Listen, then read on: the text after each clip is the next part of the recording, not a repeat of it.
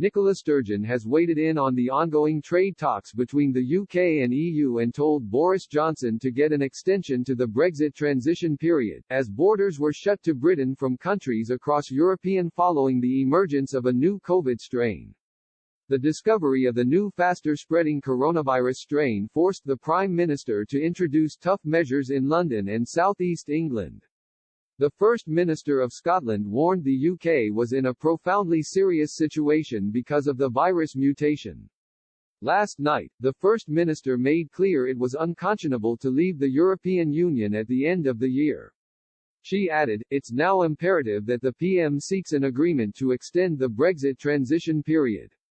The new COVID strain and the various implications of it means we face a profoundly serious situation and it demands our 100% attention.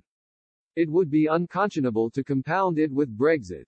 Ms. Sturgeon said 17 cases of the new strain had been identified in Scotland, 16 of which were in the Greater Glasgow and Clyde region. The discovery of the faster-spreading mutation prompted both the UK and Scottish governments to drastically scale back the easing of restrictions over Christmas. Countries across Europe have started banning flights from Britain over fears of the new variant, which is up to 70% more transmissible than the original strain. The Scottish government has been at odds with the UK government over them being allowed to join in trade talks with the EU, with Edinburgh warning Scotland was being taken out of the EU against its will. The Brexit transition period is due to end on December 31, but a deal is yet to be agreed, with an impasse remaining on fishing. Scotland's Constitution Secretary Michael Russell claimed a grace period should be implemented to allow the current crisis to be addressed. Speaking this morning, he hit out about the prospect of a no-deal Brexit, adding, "An ugly, centralising, arrogant, Westminster sovereignty asserting, global Britain glorifying Brexit is now firmly anchored in the DNA of the Tory party, even at Holyrood.